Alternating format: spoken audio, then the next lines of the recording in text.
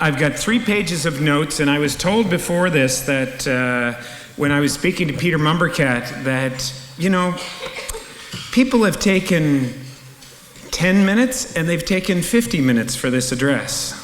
So I'm just looking around at the shocked looks, and I'm going to take a poll from everyone because I can do a 50-minute address or I can do a 10-minute address. And with a raise of hands, how many people for the 10-minute address? Okay. Any for the 50-minute address? A couple? Well, okay, I'll be somewhere between those two. And I just want to say thank you for the introduction, Joni. It's a real honor to be here and to share with you some thoughts this evening about my views of this. And I want to share with you a little bit about my preparation for this evening.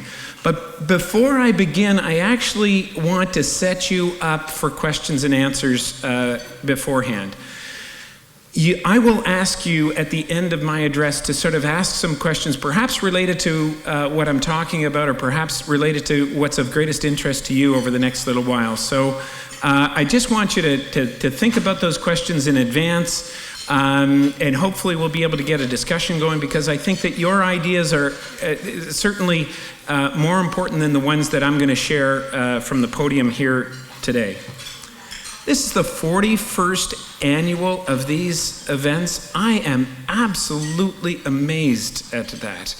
And I can only imagine the people who thought of this, the ingenious people who thought of this 41 years ago to host an event like this that is so darn progressive, that brings you into an experiential learning for a wide and meeting with people from the community. And today I heard about the many people that you met with from the business community.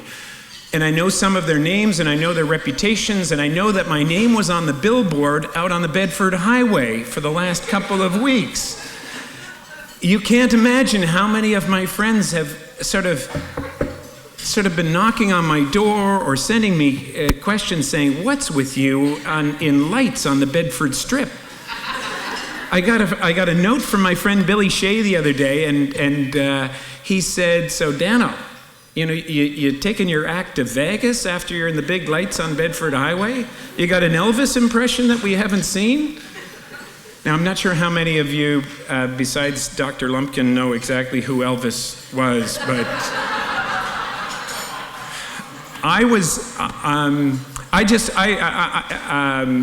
want to acknowledge Mount Saint Vincent University here, Nova Scotia Community College and Holland College, for the work that they do in connecting students and the community, and in particular the business community, to the reality of what it means to be a maritimer.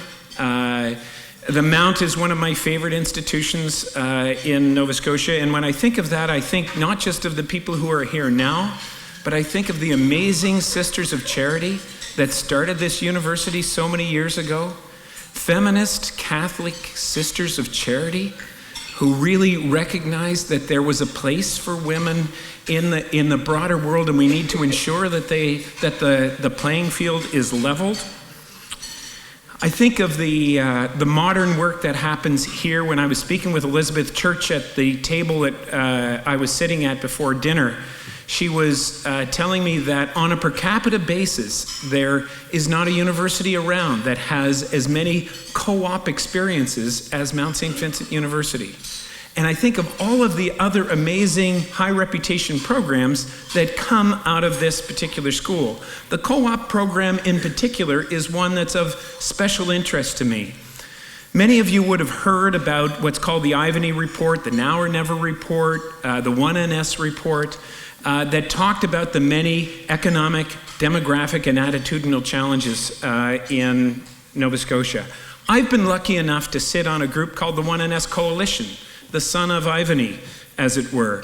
And we are in the process of trying to come up with the ideas that take the prescription to actually a plan that can be implemented amongst Nova Scotians. And amongst the 7 themes that we have identified as being critical to our future, it relates to our youth. And when it comes to the future of our youth An idea that is going to be front and center when that finally gets released is that Nova Scotia needs to recognize our universities and our community colleges as a hub of innovation. And that in order for us to succeed as a province, we need to become a co-op mecca. We need to make sure that we expand the programs like the Connector program in Nova Scotia. And we need to make sure that more people, we are Canada's premier importer of young people here in Nova Scotia. But if you look at the data about what happens to you who are between the ages of 20 and 30 years old, Nova Scotia on a net basis from 0 to 20, ages 0 to 20, we kind of break even on the question of out-migration or in-migration. And from 30 on, we kind of break even. But between the ages of 20 and 30, we're losing our young people. And we need to reverse that trend. That doesn't mean that somebody should have to stay in Nova Scotia for all of their lives. But if you go away, we want you back. This is an amazing place where you're 20 minutes from the beach and two seconds from Tokyo. This is a province where that it is a look you in the eye, tell you like it is, cut the crap kind of place with a sense of community and rootedness that is unlike any other place that I've ever been to. And so if you go away, we want you back. If you're thinking about staying, we want you to stay. I'm going to spray a bunch of ideas all over the place because when Peter was talking to me about the different ideas that I could speak about here this evening, one of the ones that he brought up was the issue of leadership. And so he kind of steered me in the direction of, I think the students would like to talk about the question of leadership. And so a few nights ago, I was pondering what I might share with you about the subject of leadership. And just as I was doing that, I received a phone call from one of my sons, who's a university student. And he's in the middle of, at that time, an interview process with a large company. And he said, "Dad, these guys are crazy. They want me to send them a video that's 30 seconds long on what leadership means to me." This was sort of the lifeline he was showing. So help was really the message that he was sharing with me. And as we sat on the phone and we talked about it for a period of time, what I realized as I was pondering the question about sharing ideas with you about leadership is that leadership is a bit like love. You know it when you experience it, but it's just outside the reach of your vocabulary so often. And so when you look at it and you experience it, you will know it, just like love. And for me, one of the best examples of leadership that I know in Nova Scotia actually is from your university president, Ramona Lumpkin. So Ramona, when I spoke to Andrew about what I thought leadership was about, I thought of how this gets personified, because there's no other way to sort of say the words. And so for me, it comes out in selflessness. It comes out in leading by example, working with passion, and being irrepressibly committed to the work that you have to do on a daily basis. Ramona exemplifies that. And so many of you undoubtedly exemplify that in the work that you do. Drew Dudley, if you're looking for a terrific 10-minute TEDx talk, there's one from Drew Dudley called The Lollipop Moments. And he talks about leadership actually being spliced into those moments when you actually look at somebody a certain way, when you say things in a unique way, when you step up when people least expect it, when you draw from your personal experience about who you are in moments that sometimes are indescribable, that makes leadership what it is. And so when I stepped back from the question of what is leadership and sharing with you something that might sound like it came from a textbook, I decided that I'd share with you something this evening that's a bit more personal, because I think that the question of leadership actually comes from your place as a person before it comes from your skills as a learned person or even as a student. So I've changed the theme of my talk. Peter Mumbercat is no longer here to see that I've done that. And when I changed the theme, I realized only when I arrived here that it touches directly on a question that was asked of panelists today. And the theme of it is the things I wish I knew in my 20s. Like, girls really don't like mullets. Sunscreen really works for redheads like me. But there are other more profound ones than that. Using the F word made me feel stronger, but made me look weaker. Perhaps the biggest is that the 20s were going to be the most defining decade of my adult life. I'm not sure how many of you are familiar with the book by Dr. Meg Jay, a clinical psychologist, called The Defining Decade. In her book, she sets out how this is the critical time of your life. In the periods that you're going to go through in adult life, you might not appreciate it now, but this is the key time that determines your future direction for the rest of your life. So for me, this was the decade when I got married, when I went to law school, when I became a father, when I moved to the bright lights of the big city. Yes, Halifax. How many of you, when you came to Halifax, thought it was the bright lights of the big city and you weren't from here? So you'd be like me, I grew up in Cape Breton. So I started real work. I established social networks. I began to choose my identity, and more importantly, I began to live into my values, which brings to mind sort of an axis of thoughts that I'd like to share with you here today. This is the most homemade slide you are ever going to make. I should put beside this October 12th, 2015, because as I was thinking about what to share with you this evening, there was an image that came in my mind as I was thinking about the defining decade, and the 20s being this decade that you are stepping into. And what occurred to me as I thought about my life in my 20s is that the choices that I made in my 20s of career and school and partner and children and geography shaped my life for the rest of my life. And most importantly, it was a time to choose how I live as a person. It wasn't just a choice about where I live. It was a choice, it was a time when I was beginning to choose how I live. So it may not be perfect, and hopefully someday it will get refined, and you should put an asterisk beside this, and if there are any sociologists in the room, my apologies, because this is totally homemade and intuitive. But consider for a moment that you have choices on one axis, the x-axis, and your age is on the y-axis. My experience of life is that the choices that you have that are big choices, represented by the dots on this slide, happen in your 20s and into your early 30s that determine the rest of your life. These are inflection points, if you will.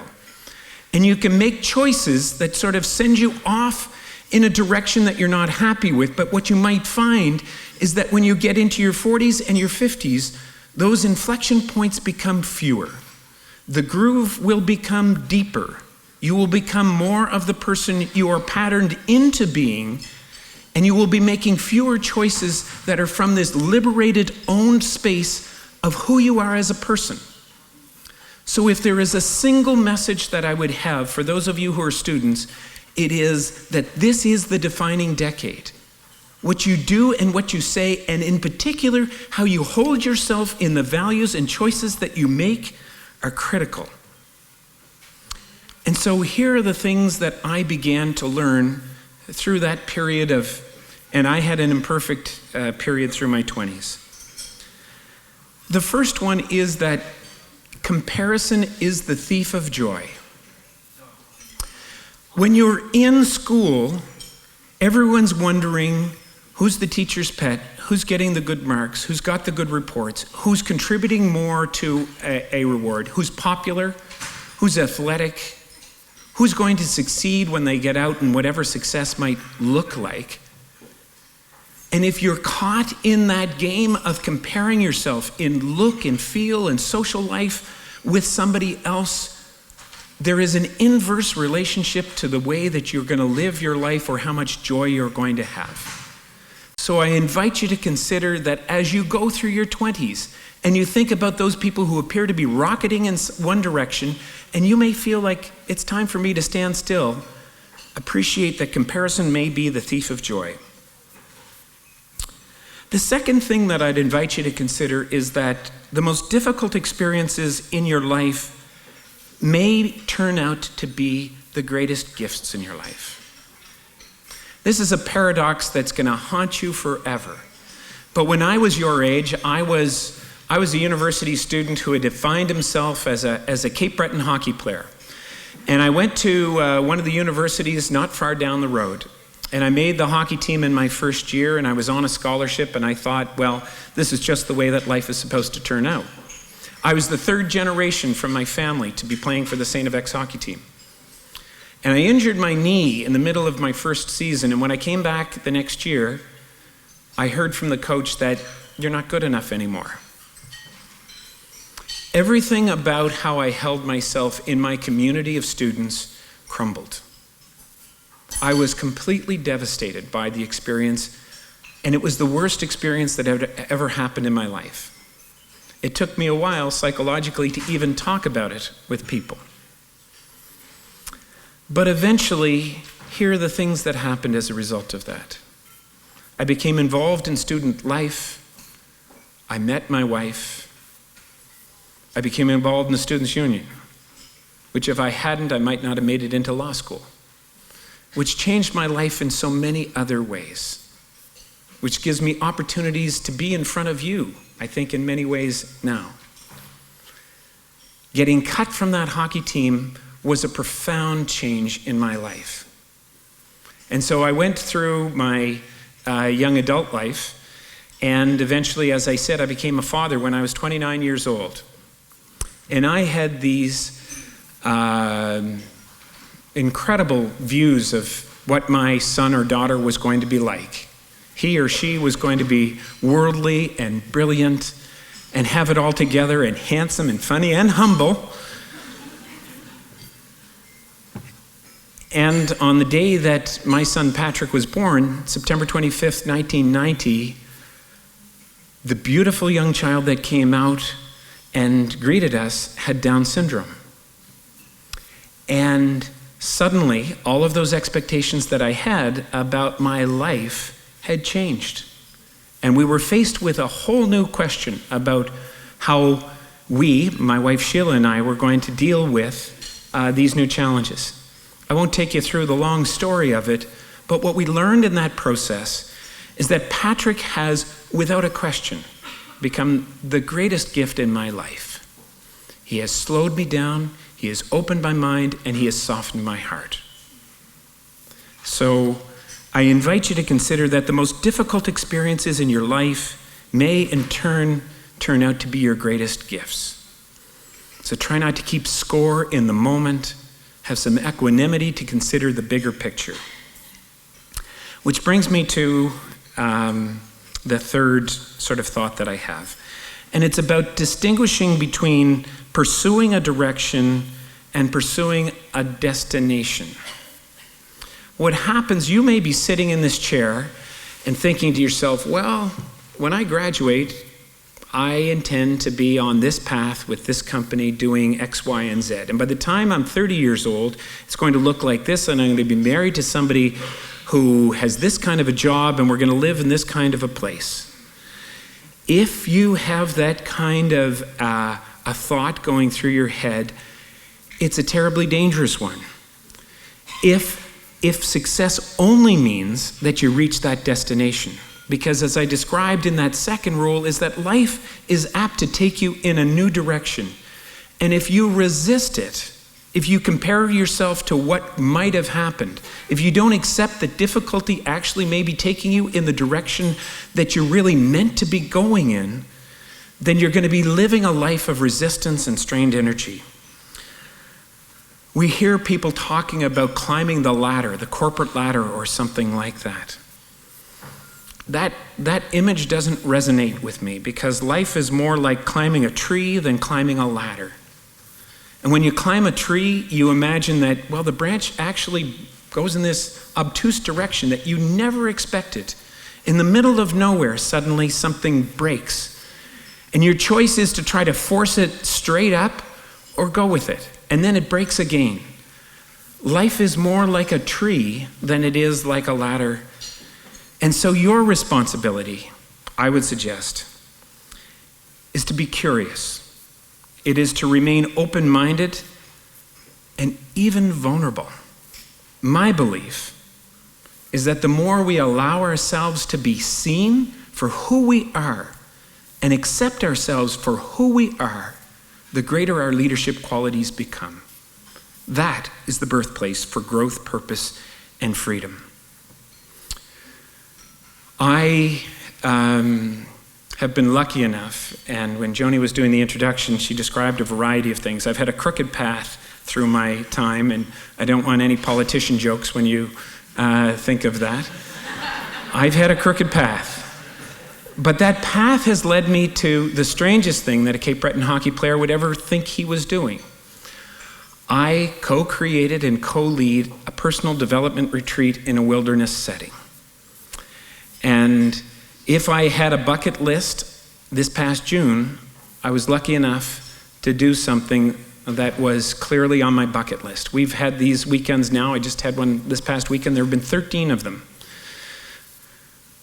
But in June, we had a special one where we brought young people between the ages of 20 and 27 out to the woods and shared with them what my friend Sarah McLaren, who runs the Leave Out Violence program here in Halifax, she and I worked with this.